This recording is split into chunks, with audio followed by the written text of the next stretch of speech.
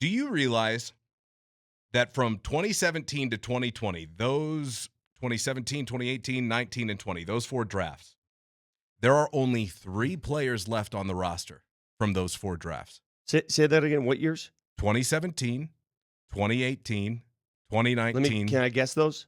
Absolutely.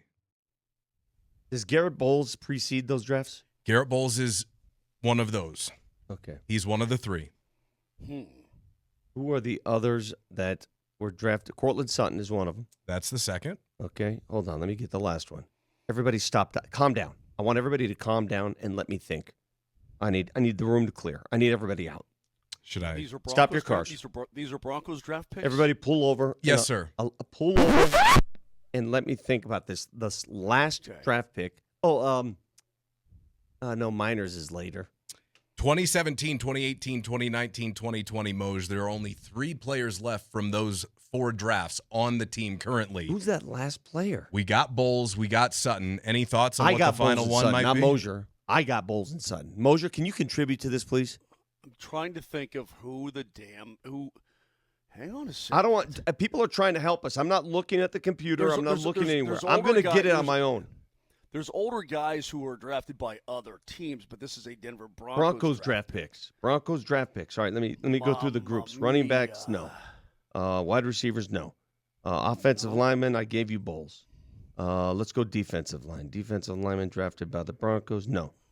Linebackers, Singleton came in as no. That was not it. Feel free, please. All right, safeties. Move it at glacial pace. Safeties were. No, wait, what did you say, Moj? No, it's got to be. Is it Justin?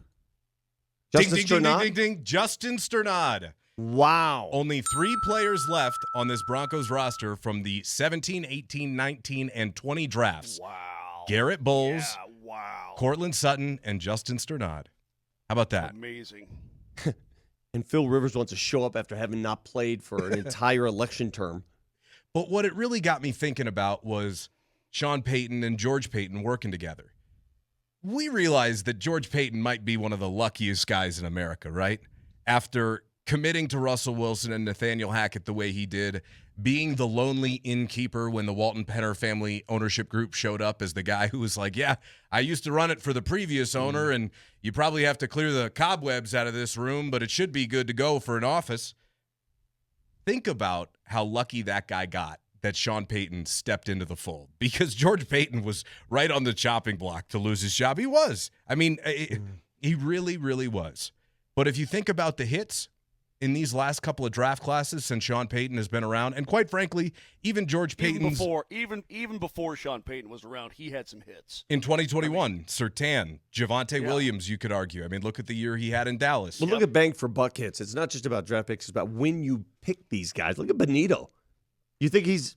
I mean, if they redrafted that class, where do you think Nick Benito would go today? Top 5, probably. I mean, that's crazy to me. Especially because after his rookie year, he looked like he was going to be maybe a huge bust. Sometimes you have to have patience, man. And sometimes, it's funny you say that. That's such a good point. Sometimes development, like, let's say the Broncos were really, really good when Benito was drafted, and the expectations were through the roof. They may run out of patience for him. They may run out and he may go elsewhere. But because he grew at the same time as the team grew, it allowed him to cultivate those talents. Right? Absolutely.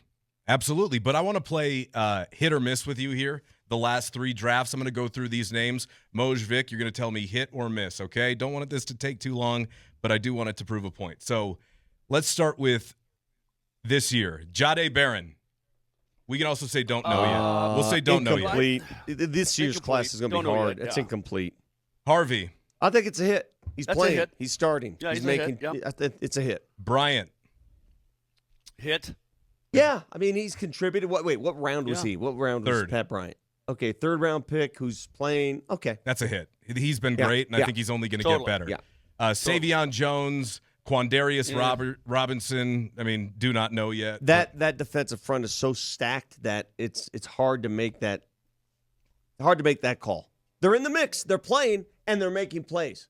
Like Q Robinson made a play 2 weeks ago, a noticeable play. So you got to call them hits. If they're in the mix and playing, those are hits. Jeremy Crawshaw. Hit. I mean, it's not often you draft a punter. This guy's pretty good. 2024 Knicks. Hit. Jonah Ellis. That's a definite hit. Hit. Yeah.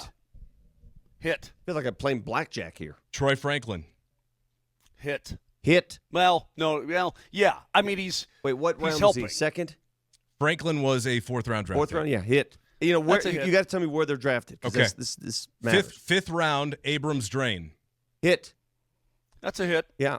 I think he's going to carve out some playing time, and he's that great extra CB that you need out there. Audric Estime.